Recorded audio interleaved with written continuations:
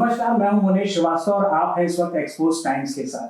कलम में वो ताकत है जो बड़े बड़े हथियारों में नहीं होती, और कलम का सिपाही होता है एक पत्रकार, जो समाज को अपनी लेखनी से नई दिशा देता है, सही और गलत के बीच का फर्क समझाता है, बताता है।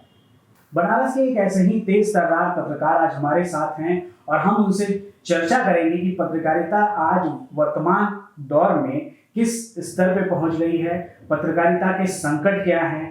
आपका नाम है श्री विजय विनीत जी। सर, आपका बहुत बहुत स्वागत है हमारे एक्सपोज टाइम्स में। पत्रकारिता पे अंकुश की बात है, पत्रकारों पे और पत्रकारिता पे हमले की बात है। महाराष्ट्र में भी आपने देखा, यूपी में भी ऐसी कई घटनाएं हुई हैं और देश के कई इलाकों में होती हैं जहां सरकार का भी दबाव रहता है या प्रशासन भी पत्रकारों पे हावी होने की कोशिश करता है।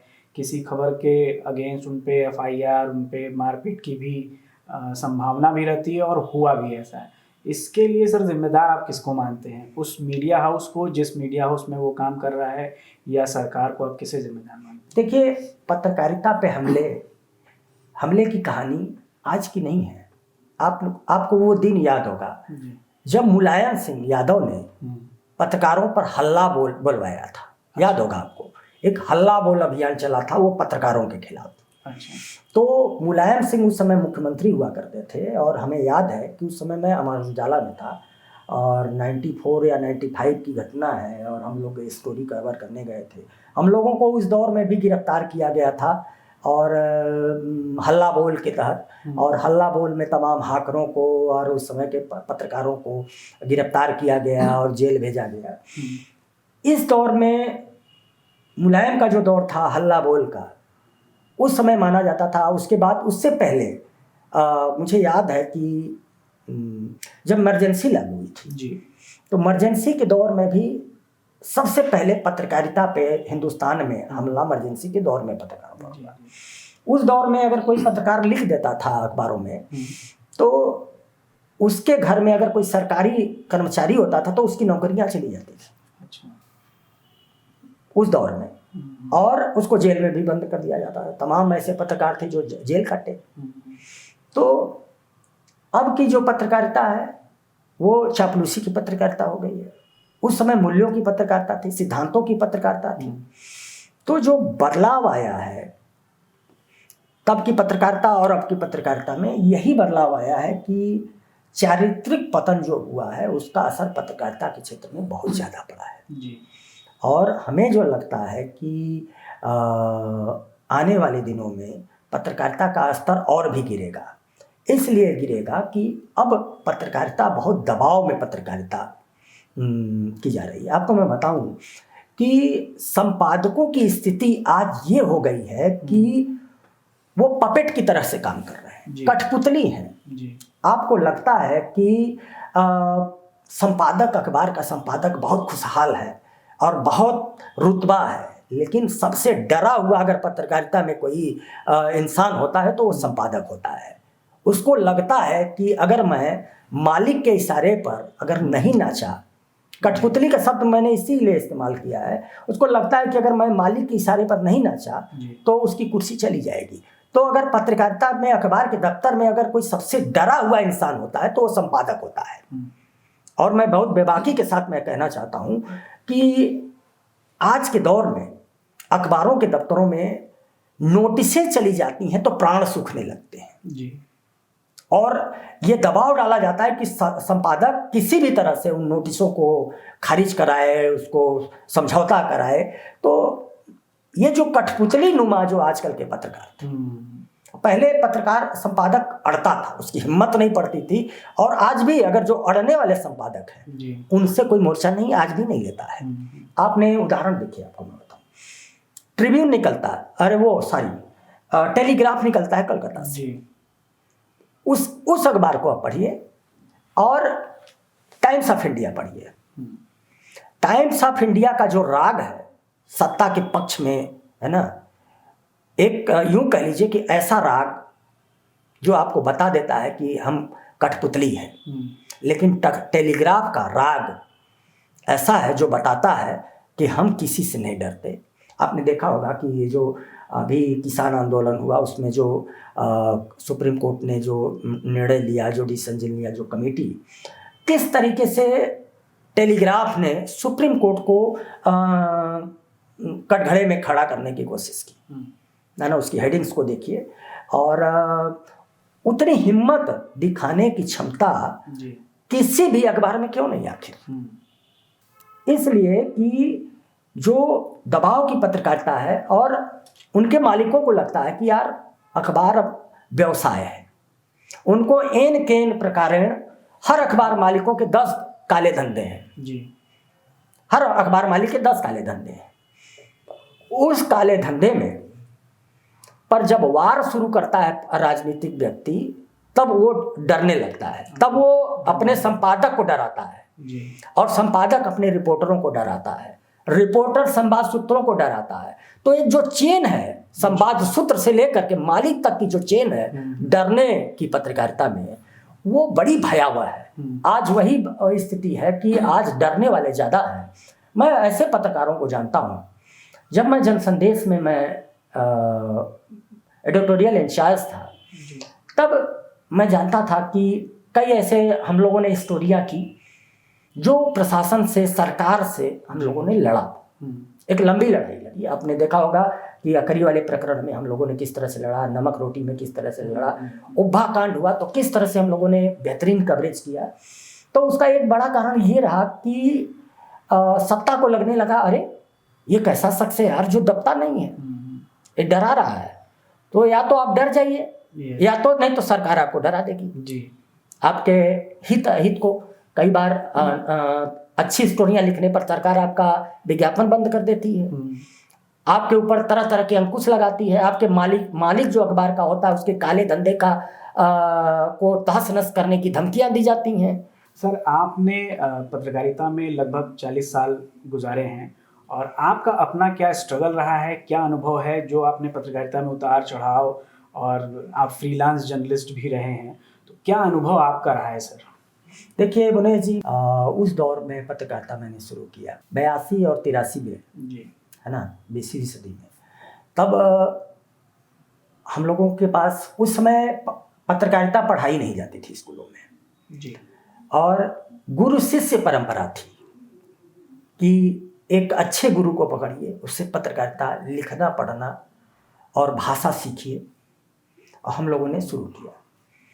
तो मैं बताऊं कि कई बार होता था कि उस दौर में जो लोग लिखने पढ़ने वाले लोग थे, वो सबको नहीं सिखाते थे पत्रकारिता, है ना। उनको जब लगता था कि ये लड़का हमारे पत्रकारिता के लायक है, तभी उनको पत्रकारिता के क्षेत्र में उतारते थे, तभी पढ़ाते थे।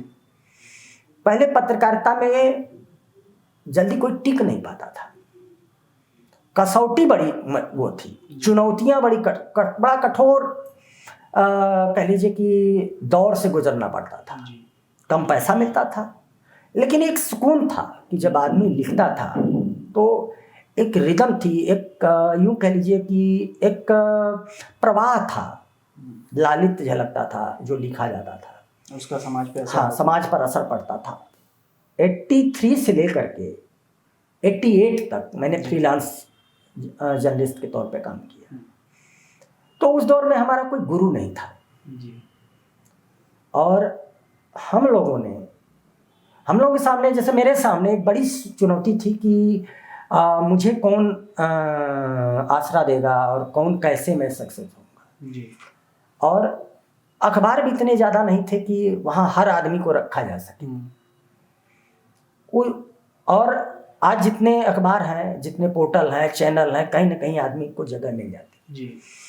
लेकिन उस दौर में तो कुछ भी नहीं था। उस समय जो पत्रिकाएं थी, निकलती थी 8-10, है ना, एक दिल्ली प्रेस की मैगजीनें निकलती थी और कुछ और पत्रिकाएं निकलती थी। तो उसमें छपना बड़ा चैलेंजिंग होता था, क्योंकि उसमें साधारण आदमी नहीं छप पाता था। और आर्थिक संकट इतना गहरा था कि जैसे माया एक पत्रिका निकलती थी राजनीतिक, मनोरमा निकलती थी जी। और उनकी मनोहर कहानियाँ निकलती थी, माया मतलब कि इलाहाबाद से। तो माया बहुत पॉलिटिकल, बहुत पॉपुलर मैगजीन थी। पॉलिटिकल मैगजीन में माया थी, रविवार था, तो इसमें छपने का एक मतलब हुआ करता था। तो हम लोगों ने, जैसे कि हम लोगों को जब स्टोरियाँ करनी होती थी तो वहाँ छपना, कैसे छपें और किस तरह का कंटेंट हम क्रिएट करें और किस तरह से कंटेंट हम लिखें, तो हम लोगों को 18-18 घंटे मेहनत करनी पड़ती थी। पोस्ट ग्रेजुएशन करने के बाद फ्रीलांस जर्नलिज्म से इतना पैसा नहीं मिलता था कि हम लोग बाइक खरीद सकें, मोटरसाइकिल खरीद सकें। कई ऐसे दौर आए जब मेरे पास खास तौर पे कई बार खाना नहीं मिलता था, पैसे नहीं होते थे जी। तो कभी या हुआ तो समोसे खा लिए, उसी से रात गुजारे, यार आज पैसे नहीं है जी। है ना, कल मनी ऑर्डर आएगा फला रचना का जो मैंने लिखा है तब देखा जाएगा। उस दौर में मेरे पिताजी नहीं चाहते थे कि मैं पत्रकारिता करूं, नफरत करते थे खास तौर पे कि ये कौन सा प्रोफेशन है, इसमें क्या मिल रहा है। तो एक जिद थी कि मुझे पत्रकार ही बनना है, मुझे लेखक ही बनना है, मुझे लिखना है। तो मेरे लिए शायद हो सकता है कि मेरे पिताजी एक चैलेंज चाहते थे कि मेरा बेटा चैलेंज को स्वीकारे और अपने पैरों पर कुछ करके गुजारे, मतलब बने। इसीलिए वो पैसा नहीं भेजते थे। जब मेरी बैंक में एक नौकरी लग गई थी, काशी ग्रामीण बैंक में फील्ड ऑफिसर की। उस दौर में मैंने अपॉइंटमेंट लेटर फाड़ दिया और बहुत हमारे पिताजी नाराज़ हुए, गालियाँ मुझे दी कि तुम सरकारी नौकरी छोड़ करके ये आवारागर्दी करोगे, पत्रकारिता करोगे, ये कोई मतलब होता है। उसी के बाद से उन्होंने पैसा भी देना बंद कर दिया। मेरे सामने बड़ा संकट था। तो कई बार ऐसा भी आता था कि कुछ नहीं होता तो आलू लेकर के चोखा बना लेते थे और चावल से खा लेते थे। कभी वो भी नसीब नहीं होता था, उसका पैसा नहीं होता था। हम लोगों को पत्रिकाएं खरीदने के लिए भी पैसे नहीं होते थे, तो पुरानी पत्रिकाएं जो सड़कों के किनारे उस दौर में बिका करती थी, उसको खरीद करके ले आते थे। और इसलिए उसको खरीद करके ले आते थे कि उसमें समझ में आता था कि फला पत्रिका में क्या छप रहा है, किस नेचर की खबरें छप रही हैं, कि हम लोग भी वही उस नेचर की खबरें लिखें। तो उसी नेचर की खबरें हम लोग दूसरे मैगजीनों में लिख करके भेजते थे। तो कभी रिजेक्ट हो जाती थी, तो कभी शुरू के दौर में कभी स्वीकार कर ली जाती थी। लेकिन धीरे धीरे रिश्ते ऐसे बन गए, लोगों को समझ में आने लगा कि फला पत्रकार अच्छा लिखता है। तो मेरी ग्राह्यता बहुत अच्छी बन गई थी। खासतौर पे दिल्ली प्रेस और धर्मयुग, साप्ताहिक हिंदुस्तान वगैरह में हमारी रचनाएं आने लगी। और तमाम उस समय की कई खुशबू और तमाम मैगजीनें निकलती थी। और भू भारती वगैरह भी पॉलिटिकल मैगजीन हुआ करती थी। और मित्रा प्रकाशन की कई पत्रिकाएं होती थी। तो उसमें हम लोग धीरे धीरे छपने लगे। जब लगातार छपने लगे तो वहाँ के संपादकों को भी लगने लगा कि यार ये अच्छा लिखता है बनारस का लड़का।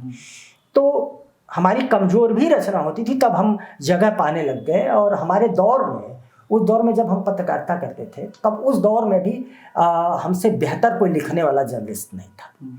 और मैं फ्रीलांस जर्नलिस्ट के तौर पे जो 5-6 साल का जो वक्त गुजारा, उसमें मैंने ढेर सारे यादगार स्टोरियाँ मैंने लिखी। मैंने एक स्टोरी किया था, घमड़ी खरवार जो डकैत था, जो बाद में विधायक बना, उसका इंटरव्यू मैंने छाप करके तहलका मचाया था उस दौर में।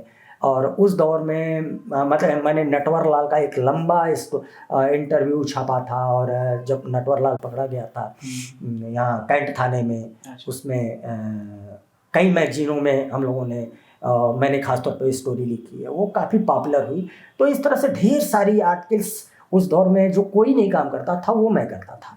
और साहसिक पत्रकारिता शुरू से मैंने किया और अब तक मैं करता आ रहा हूँ। वो क्रम नहीं टूटा। और वो जो साहस है मेरा, है ना, हम किसी के आगे नहीं झुके। तमाम चुनौतियाँ आई, तमाम मुश्किलें आई, लेकिन जब मैंने लिखा तो उसको फेस भी किया और चैलेंज के रूप में लिया।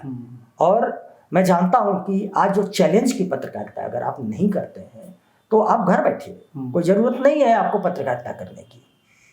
कि अगर आप सच लिख नहीं सकते हैं, है ना, तो झूठी कहानी मत गढ़िए। अगर झूठी कहानी गढ़ेंगे आप खत्म हो जाएंगे, ज़माना आपको याद नहीं करेगा। देखिए, जो मेरा मानना है कि पत्रकार को अस्थायी रूप से विपक्ष के तौर पर खड़ा होना चाहिए। वो जो समाज का जो क्रूप चेहरा जो सत्ता के कह लीजिए कि मिली भगत से जो जी। दिखता है, उसको पत्रकार ही ठीक कर सकता है। बहुत बहुत धन्यवाद सर, आपने बड़ी बेबाकी से और काफ़ी गंभीर मुद्दों को उठाया है पत्रकारिता के लिए, और हमें आशा है कि इस वीडियो के ज़रिए हम पत्रकारिता को लेके जो संदेश देना चाहते हैं जनता को या आने वाली नई पीढ़ी को या सरकार को, वो उन तक पहुँचे। तो आपका बहुत बहुत धन्यवाद सर। शुक्रिया। तो ये थे श्री विजय विनीत जी। अगली बार फिर मिलेंगे, तब तक के लिए जय हिंद, नमस्कार।